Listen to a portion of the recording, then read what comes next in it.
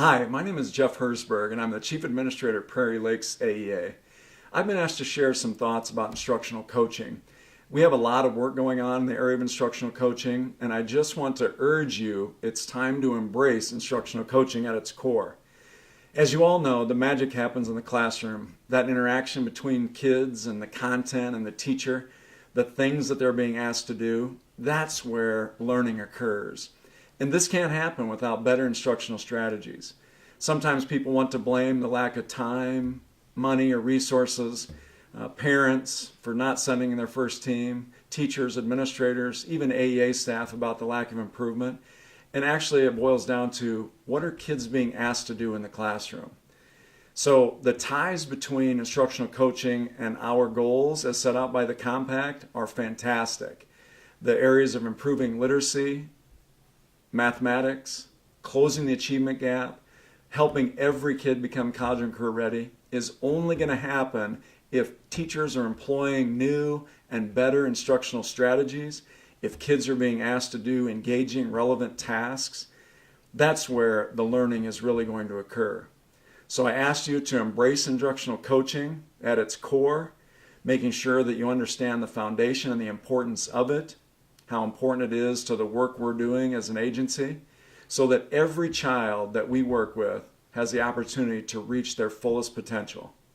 And now we're going to hear from some other Prairie Lakes AEA staff members about instructional coaching. Hi, I'm Janelle Swanson, and I'm the chairperson of the Speech and Language Department. The other day I received an email that said, could you answer some questions because we would like to share what's happening across the departments in the area of coaching. So here goes the questions. It says, how is your department following up on learning between regional meetings? And the answer is by having fun with each other. Actually, we've had 2 department meetings that included study and review of instructional coaching, but we're using speech and language content and service models as our focus. We've talked about the partnership principles, we've practiced things such as asking open-ended questions. We've walked through all the beginning components of Jim Knight's model with a partner from the department that they've enrolled. So the second question is, how is our department following up on the implementation of the learning? Well, at the last meeting, all of the SLPs had to bring a video of themselves working with students to share with their coaching partner. So they used a coaching tool, which was to watch and rate themselves, and then also to watch and rate how the students were doing. And then as coaching partners, they had a dialogue, they looked at the data, and they helped themselves identify what their goal was going to be and kind of what area they wanted to improve their instruction on. So then the next step is going to be where they hook up with their partner again, and it could be through technology, or they may go face-to-face and visit them. And they can continue to coach each other through explaining or modeling or observing each other. So what does instructional coaching look like in our department? Well, since we actually provide instruction to students directly, we have kind of different coaching audiences than maybe other departments do. We can still coach each other to improve our instruction, but we could also choose teachers and we could also choose parents. We also have the option of coaching our paraprofessionals that provide some of the services that we provide to students. So as a department, we've also been studying early language and literacy strategies. So as we study those, many of the SLPs are using that focus to improve their coaching, so that we can help each other use the strategies that we are learning with fidelity and be able to focus on what is it that we may need to change to even improve student learning. We also have some people that serve the 0 to 3 population who are studying the distance mentoring model with the early childhood department. And so some of those SLPs have chosen that as their focus area, and that also uses videotaping.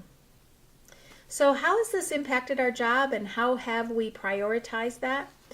Well, we have always had collaborating with teachers and parents as a part of our service model. So it's really not a far leap for us to continue with the coaching. I think the difference, though, is that we are focusing on improving instruction And so we're identifying goals about improving that instruction and reflecting on what happens more systematically and taking data so that we can actually adjust what we're doing. Especially if we think about our folks serving the 0 to 3, being able to improve what the parents do with their children is going to make a much bigger impact than the amount of time that we can actually spend with those kids. So what results are we seeing? Well, I'm finding that people are implementing the strategies immediately because they're having to videotape right away. So they're identifying what they need to do more purposely and then using that data for those decisions. So what are our next steps? We're going to come back and explore what went well and what adjustments we need to make. We're going to continue to coach each other and then try to expand to enrolling more teachers and using the components consistently. Thank you. Hi, I'm Pam Jobjan, one of the academic strategist lead. And I'm Julie Meyer, a second academic strategist lead. And we're here today to talk to you and share with you how our department of academic strategists or special ed consultants, how we've been implementing instructional coaching this year. In addition to the professional development for coaching provided at the regional meetings, we've also devoted an hour and a half at each of our 3 department meetings this year to learn more about coaching and to share ideas with each other.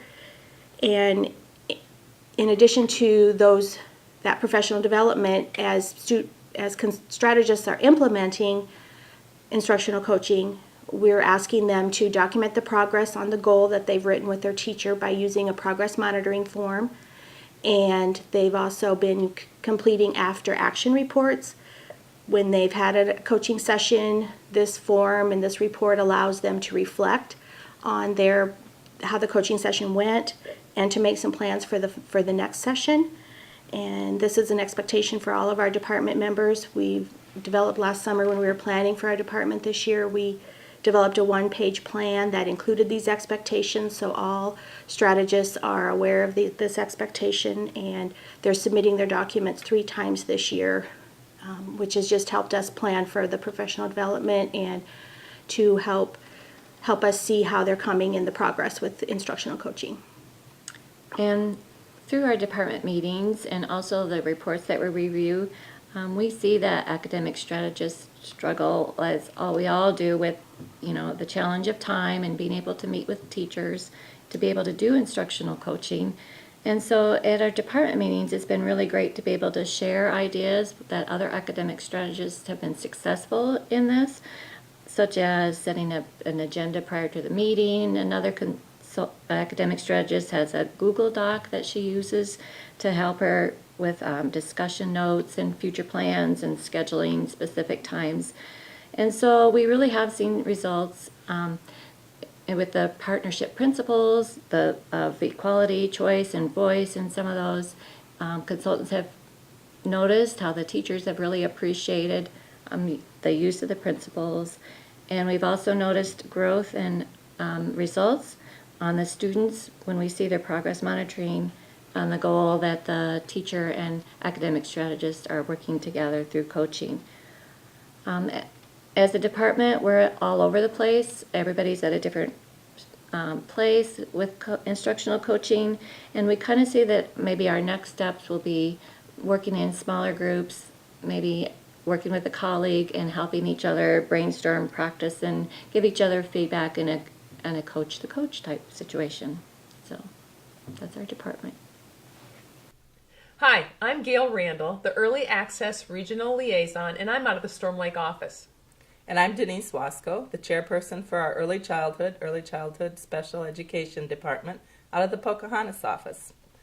And our department is unique in the fact that we are following a state initiative, the DMM model, which stands for Distance Mentoring Model, and it's a collaborative partnership with the Iowa Department of Ed, Florida State University, and our local AEAs. We've sent cohort teams to Des Moines for 2 days of internal training. Monthly webinars are offered for our ongoing support, and a website has been developed to store and share resources and research. Florida State University provides mentoring and ongoing coaching support. Our staff submit videos, and together they reflect on what went well and what challenges still exist. Peer partners are established and trained to provide feedback. This is a way for us to build internal capacity. A local leadership team is established, and we meet quarterly to support implementation. Our department meets monthly in between regional meetings, and at each meeting, our afternoons are spent in professional development, focusing on the connection between our work with increasing the amount of time parents spend talking and reading in the home to their children birth to age 3, and how to use evidence-based strategies and rigorous interventions to ensure progress in closing that language and literacy gap by building a strong foundation in our local preschools. At our January department meeting, each person brought a video of them coaching someone, either a parent or a teacher. Peer partners viewed, reflected, and offered feedback. Some of the following comments were collected. I learned a lot watching my partner's video. I'm going to videotape myself once a month. I'm still trying to figure out all this technology. I could share this video with a parent and let her know what she did well. We're going to continue to bring videos to our February and March meetings along with language and literacy IFSP outcomes and IEP goals to start making connections on more rigorous learning. We've crosswalked several of the forums for DMM and instructional coaching and are finding lots of similarities. We are trying to be open and responsive to how to differentiate based on our job descriptions.